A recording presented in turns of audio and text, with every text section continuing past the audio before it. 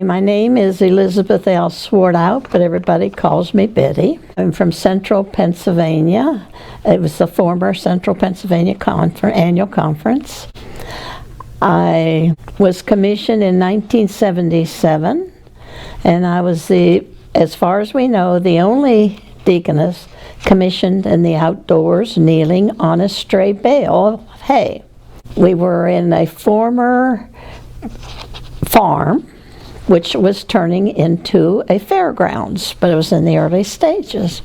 I started serving, however, in 1973, and so that is included in my deaconess work. I served in a number of capacities over the years. My first appointment was as a church and community worker in Barber County Cooperative Parish in West Virginia, with 42 United Methodist churches, a staff of 9 pastors, and all but 2 of them were student pastors from West Virginia Wesleyan College. That was my first appointment, and then I got a call in 1976 to go and be the disaster response consultant for UMCOR National Division to work with the Northern Annual Conference, which at that time I had 37 annual conferences.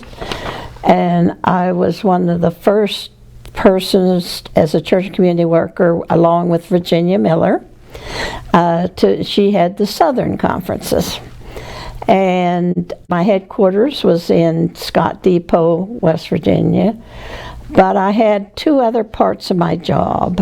1/3 was the director of a biracial community center, and a liaison for the National Division Church Community Ministry Office for Baltimore, Kentucky, and West Virginia Annual Conference Church and Community Workers with the National Division Office. Then my next appointment was in Nebraska, and it meant a major move for my spouse, Art, because he literally had to almost start over, but he'd already had 30 years of ministry. But we agreed as a family, our youngest child, Sarah, and I, and Art, that we would, well, let's go. So we went. And so I served as a district church and community worker in Nebraska.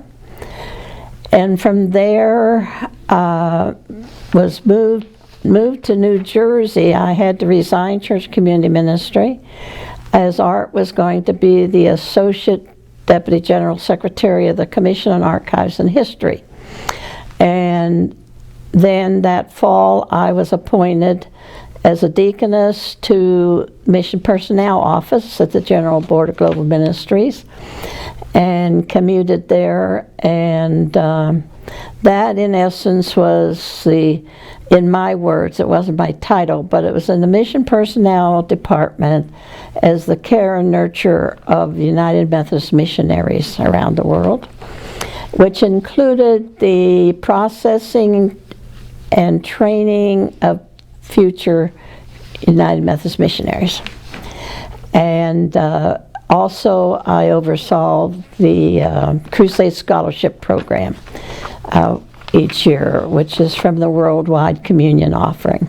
Then from there, as you know, the United Methodist Church bishop can call back anybody, pastors, that are in extended ministry. And my husband was called back after 4.5 years to Nebraska, where a pastor had passed away. And he moved, but I stayed on for about 1.5 years.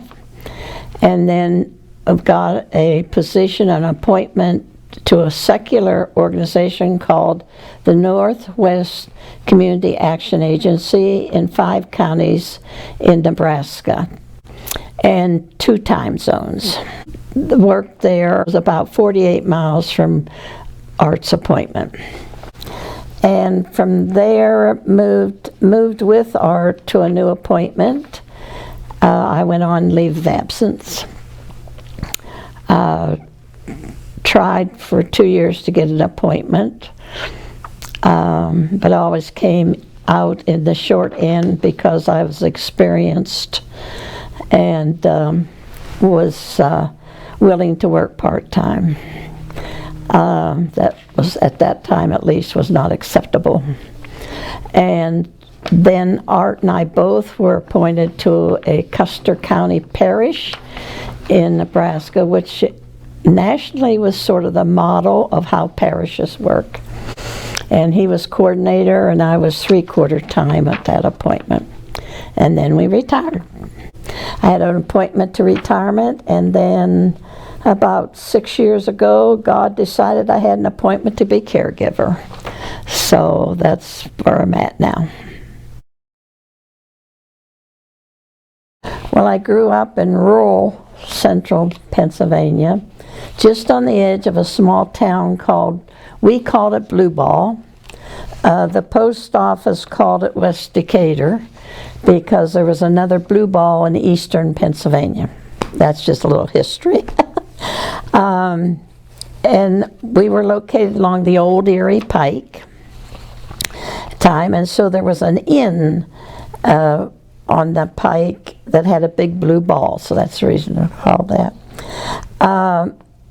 It was during the Depression and also World War II, and as a teenager, I guess, the Korean War, and during that time, my father was from the late 20s till he retired, was a rural mail carrier out of West Decatur. And my mother, during World War II, became his substitute.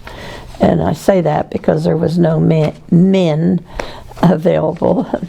But she was basically what we used to call a jack of all trades. But she was one of the first early licensed practical nurses in the state of Pennsylvania. I grew up with 4 brothers. There were 4 siblings, 2 brothers and a sister. Living today is my younger brother and myself. Well, in my life, which are, to me, have been very important parts of my life, was family.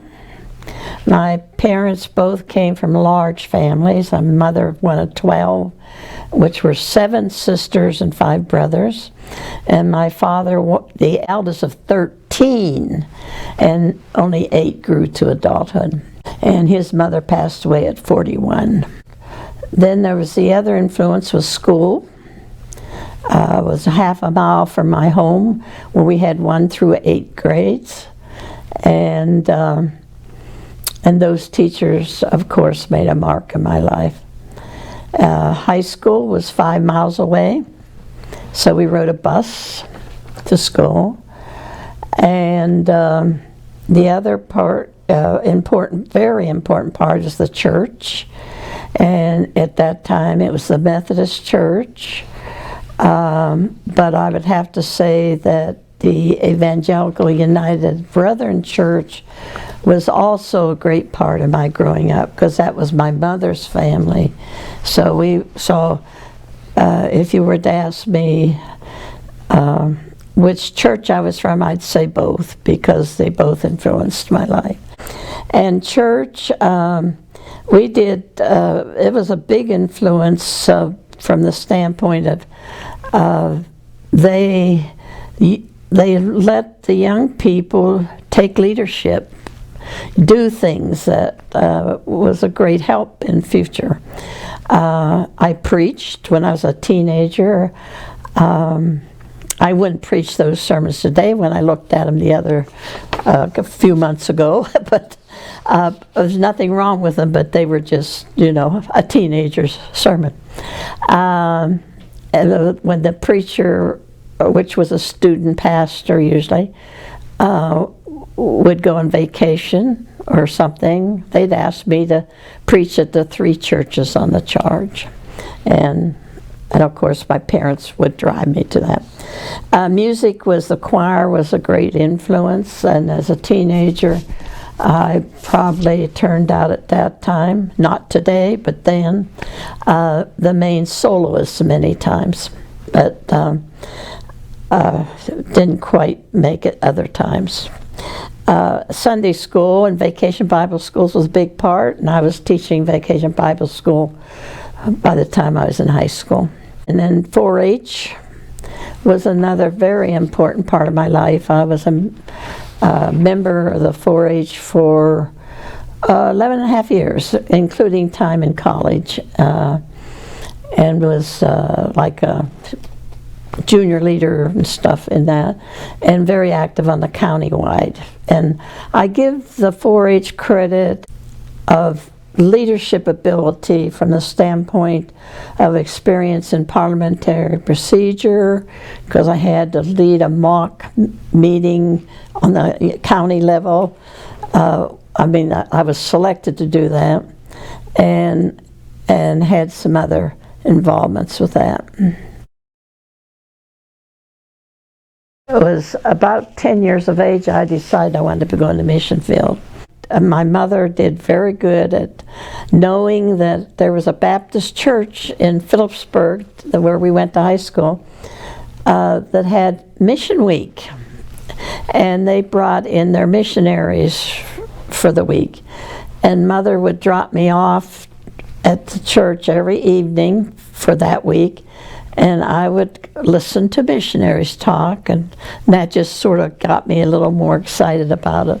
It wasn't my denomination, but it was still missions. I never met up with a deaconess until I was in way after college. My husband went to West Virginia Wesleyan College to be a professor. We both met there. It was our alumni. And one fall, a new head of the residence hall for women, one of the dorms, was a deaconess, and her name was Elda Ice. And that was about a block from our home. And so I got well acquainted with Elda, and that's when I first heard of deaconesses.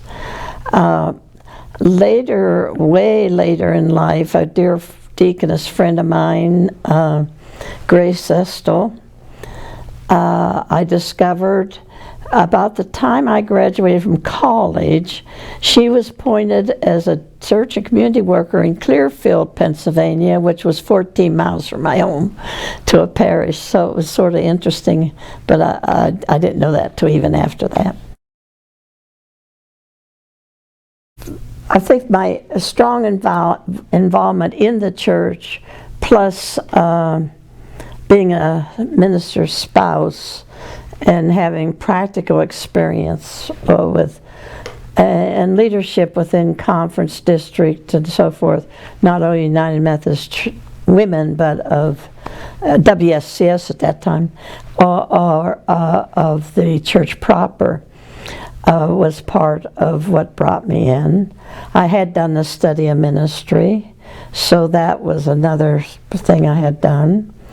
I have a Bachelor of Science degree from West Virginia Wesleyan College with a major in home economics, but lacking 3 hours in several other disciplines like educate. Well, I had a strong major in education, Bible, and according to the dean of the school, English, because he wouldn't let me put Bible on my transcript. And then I have an MS, a Master of Science degree in adult continuing education and family relationships, consumer economics.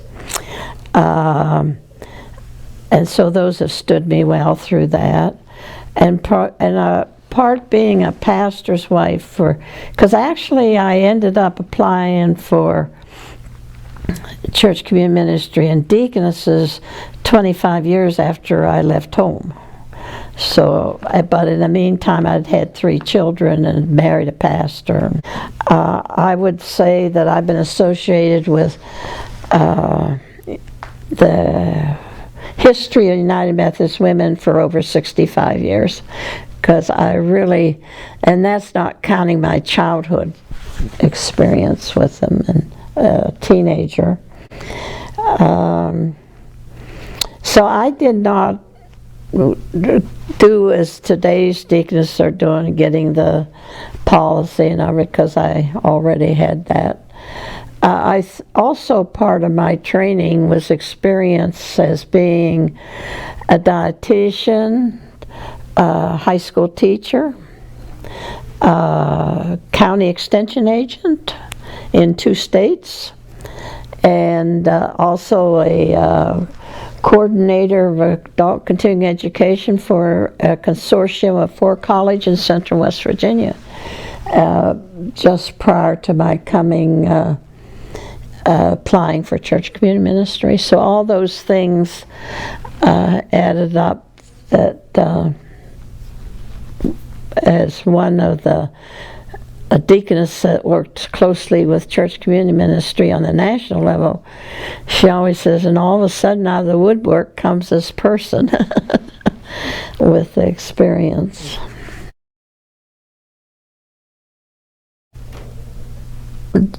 During that time,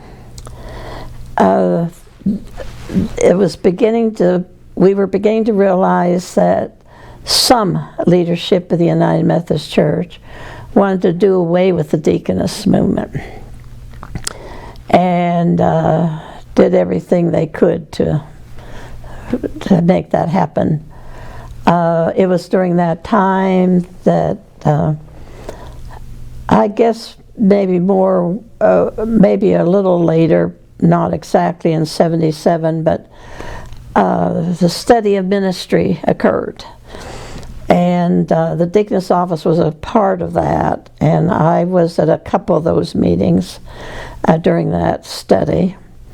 And when that study was finished, there literally was, the Deaconess still exists, but there was little opportunity for laity leadership in the church, be it professional kind of leadership.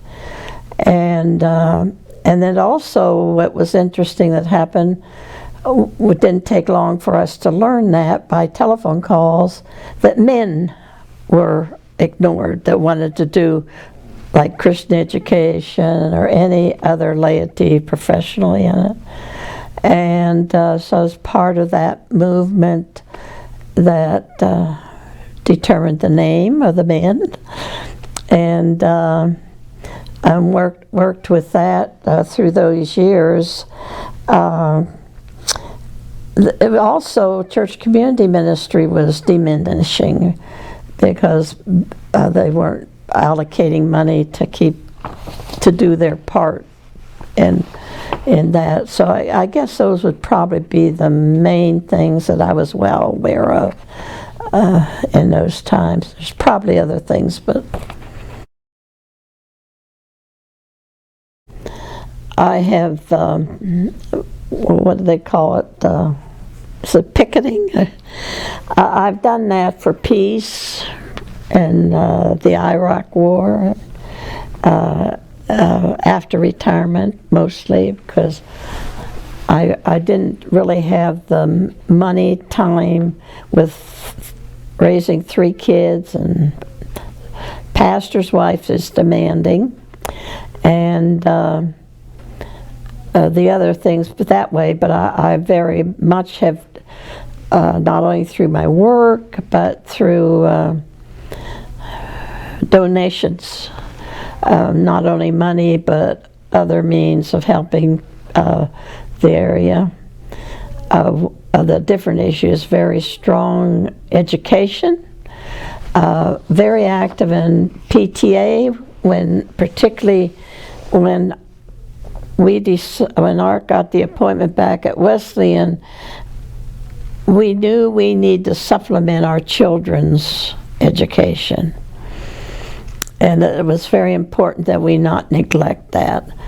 And so one of the ways, actually both of us, became leaders in parent-teacher organization, PTA, on the state level and the regional and area level. worked with children in middle school. We had a PTSA, parent, teacher, and student. We organized, and so we had students involved and stuff that way. So I think that pretty much, I think also in the necessities of people having a normal life, whether it's house, shelter, clothing, or education.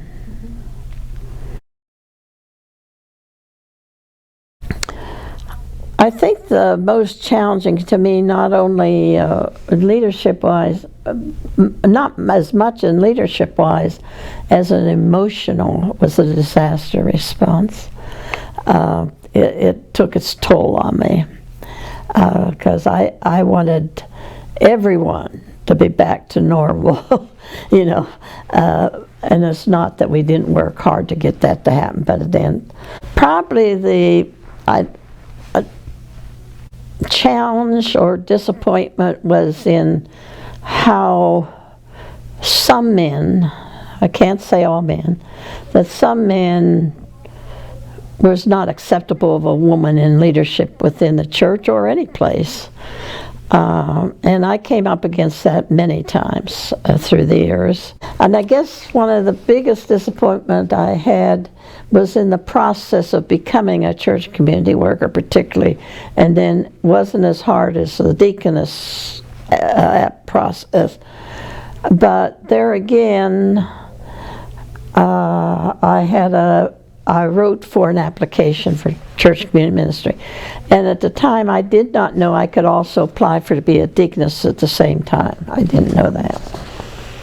And I received a letter back, a lengthy letter back, that I could not apply because I was married.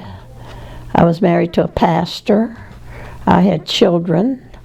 I was not itinerant, and so I rebutted it and got another lengthy, the first letter was from Mission Personnel Office. The second letter was from the head of Church Community Ministry. At the time it was Ralph Nichols. Same argument in the letter. So I threw it on my desk. And that's when I went to work for the Consortium of Colleges.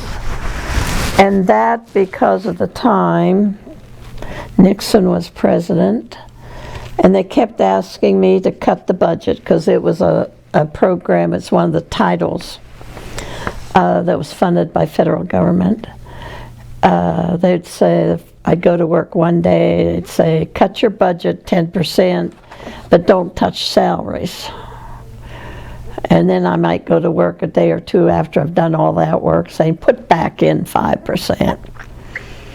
And I wrote my resignation with the argument that you cut programs, but how can the staff do the work if you have no program money and the money's gone into salary?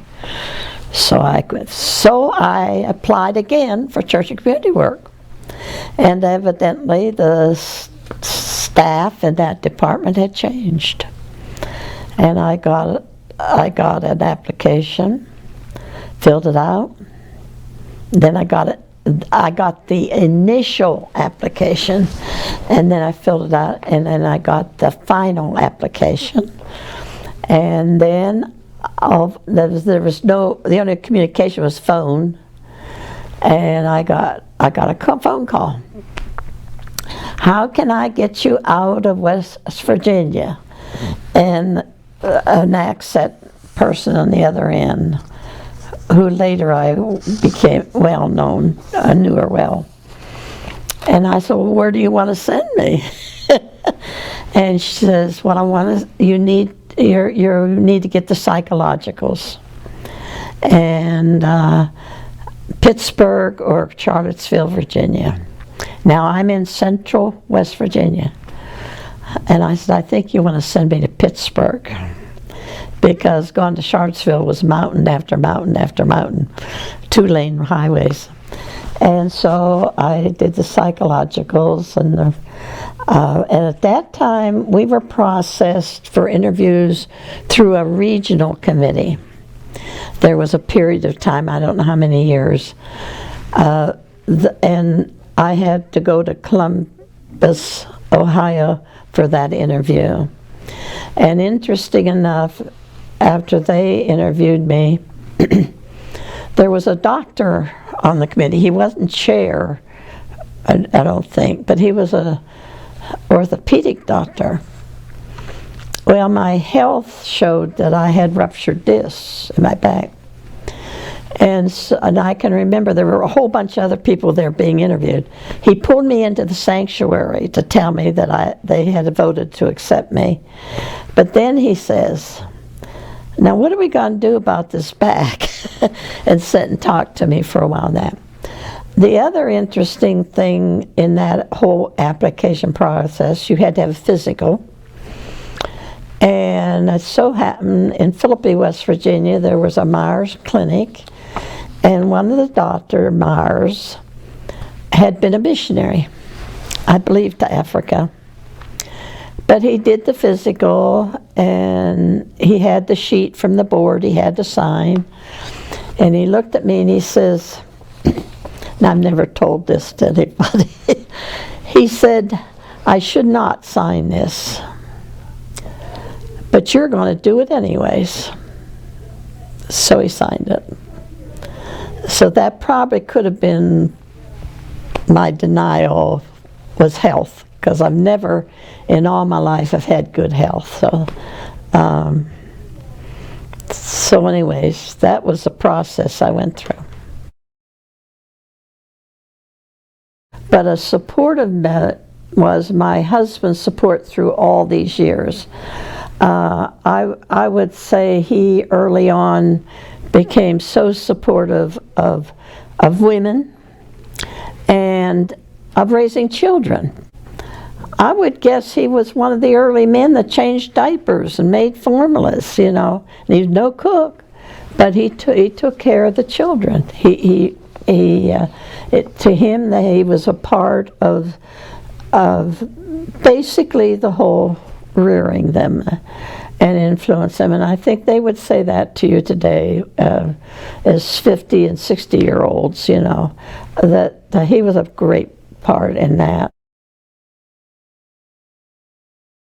People, working with the church and the community, because I think that was crucial, and working in the rural areas. I'm a country girl at heart. I can't believe I have retired to Asheville, North Carolina. But Brooks High Home, you don't feel like you're in the middle of the city when you're on this campus, and that helps a lot.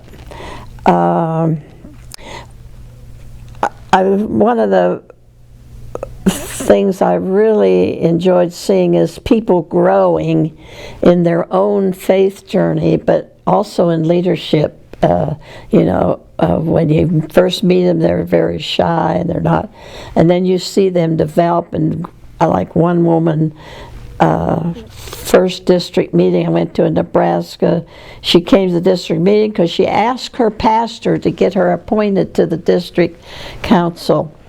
And she sat there not say a word the whole meeting, but she was soaking it in.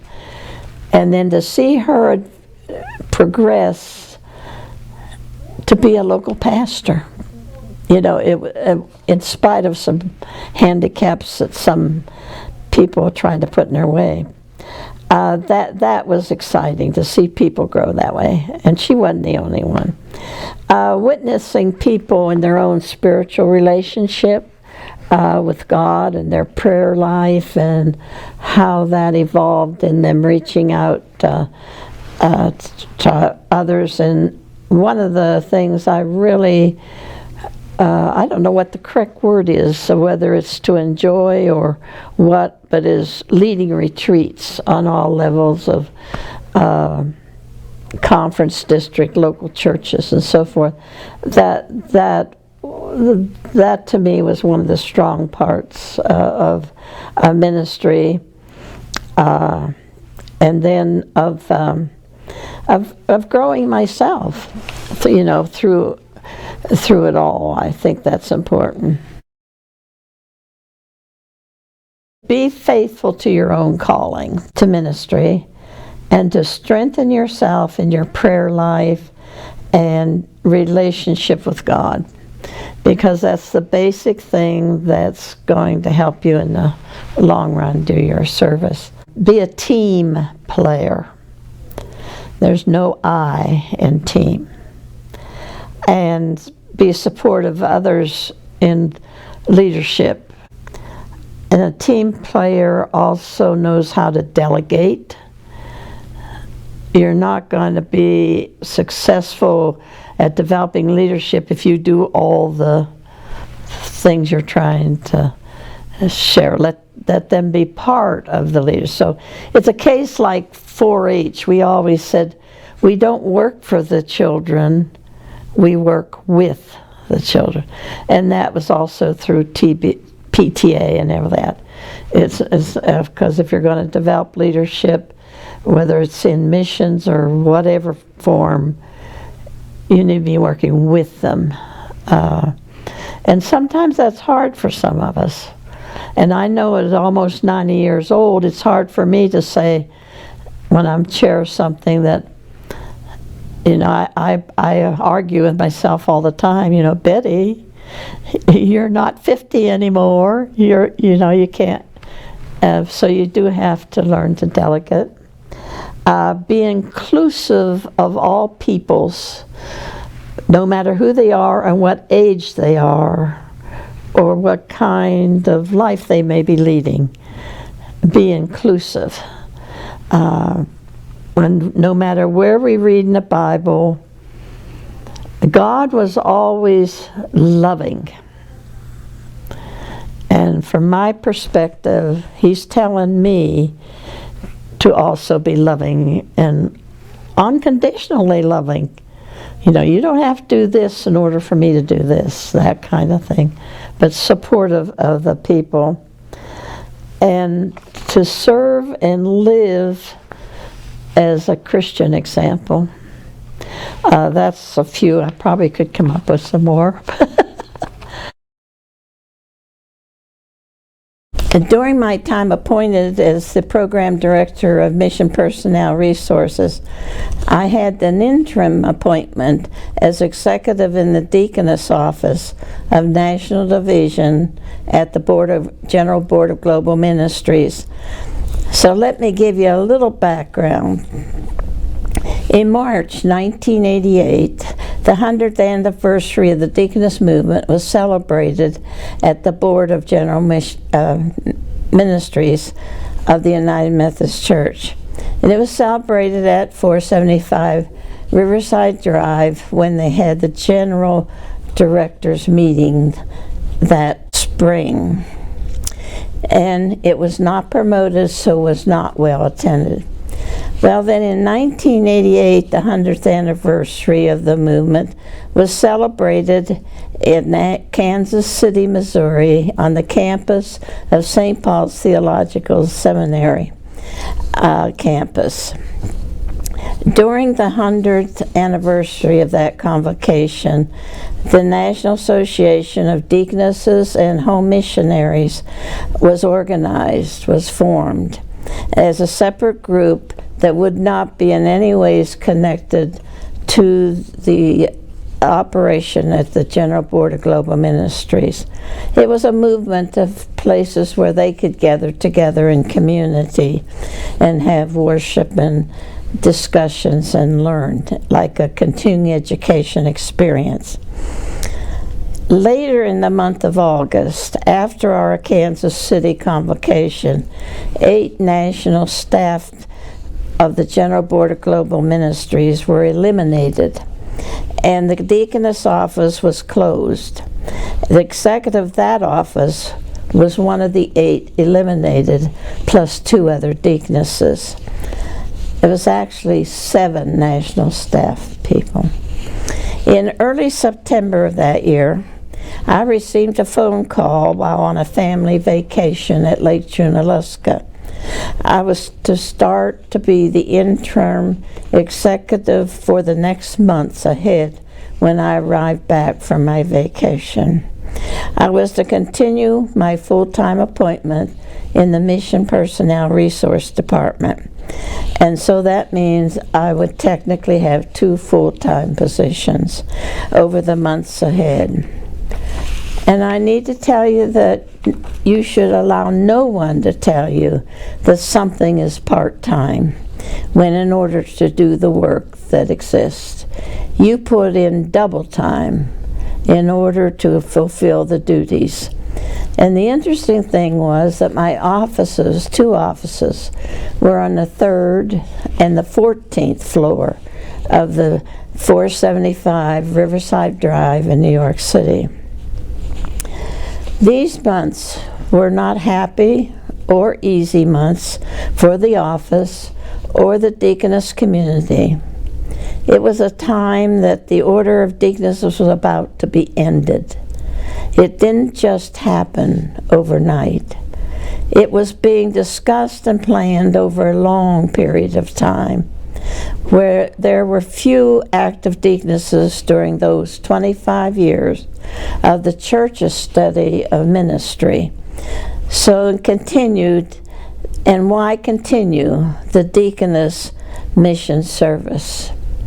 The leadership of those making the decisions during those years, my feeling is, did not really know what the 20 years of study regarding the Deaconess movement and the involvement of the Deaconesses serving to eliminate the social justice through the years, whether that regarding to health, children's needs, families struggling, and the many injustices existing still today.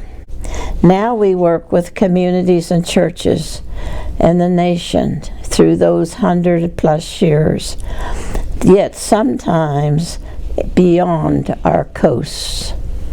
Closing the ditch didn't occur overnight, in other words. Things did happen during those months to calm and to support the strength of our community. There was support, help, encouragement that came from all directions to help directors serving at the time, and time serving in the Mission Personnel Resource Office. Those resources, their board of directors were very supportive, as well as pastors and laity across the church. Calls from deaconesses who were removed as deaconesses for marrying, volunteering, and many other kinds of work. And they were hurting still. And so out of that, part of the things that happened in that office was the beginning consideration of accepting people for answering their call and maybe volunteering rather than getting paid. Or at that time too, we must realize deaconesses could be married, but there were some still being released of their credentials when they married. They were serving still and still had that call to serve. This is not the time or the place to detail the period.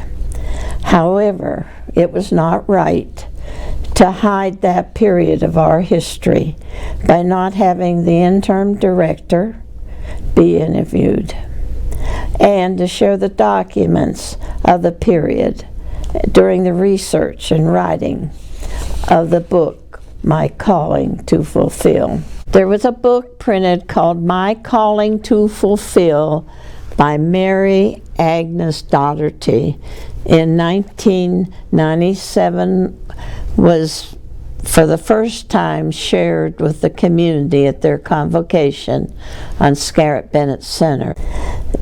In that book, there are 2 footnotes related to the 8th chapter titled, "The Years Since 1964."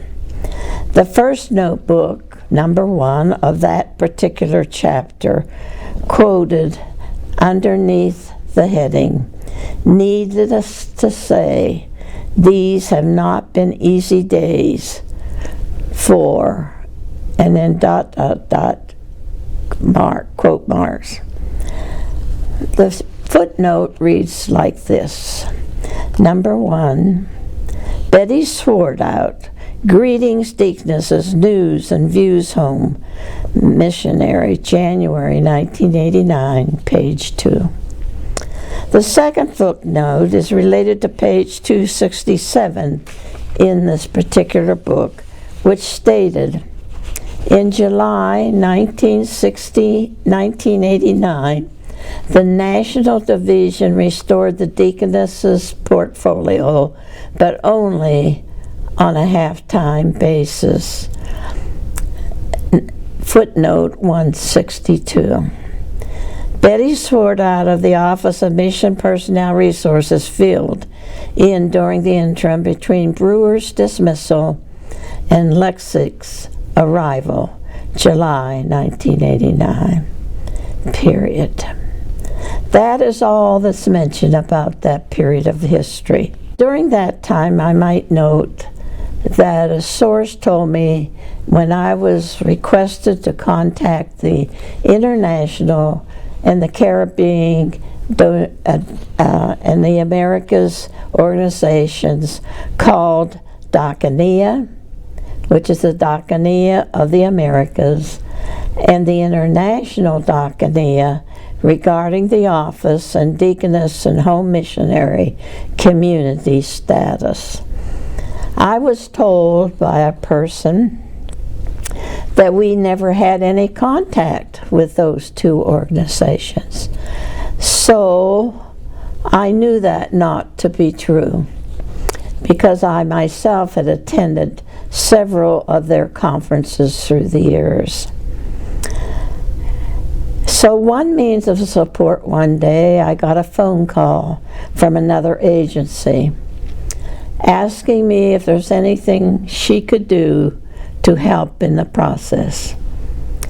And this was from the Board of Diaconal Ministry located in Nashville. My response to a day or so later, and I called her and said, "Yes. Would you give me the contact information for DOTAC and Diaconia? Because I am being told that we've never had any contact and I cannot find the files." And so she did. So the contact was made. These for 9 months were a critical part of our history. A changing period related to the Deaconess Order and the mission ministry of our church. And it was not included in the book. But documentation exists in my papers, in the United Methodist Journal Commission of Archives and History, and the Program Office of Mission Personnel Resources and their archives. I would encourage the community and others to read the book, My Calling to Fulfill by Mary Agnes Doherty. This book does provide information about our history, even when a portion has been left out. And I would guess that there's many other parts of our history that has not been included in her writings or previous writings. I've always felt that no matter what I was doing as I began serving, whether it was a secular world or related through the church, that I was serving God, that I was responding His call to serve. Whether that secular organization was supportive of that, that was, to me, was not the key. The key was that I was being faithful to my Christian calling, and when I was raising the children, I always felt the stress to them how people were important, and it was important to be open to being helpful to people as they go along, and to be creative in that kind of approach to other people. And a big part of my life is that God created everything, which includes every human being, all the creatures, and etc. But that God is still creating and may use us in helping to create. And I think I would stress again having compassion for people in the world.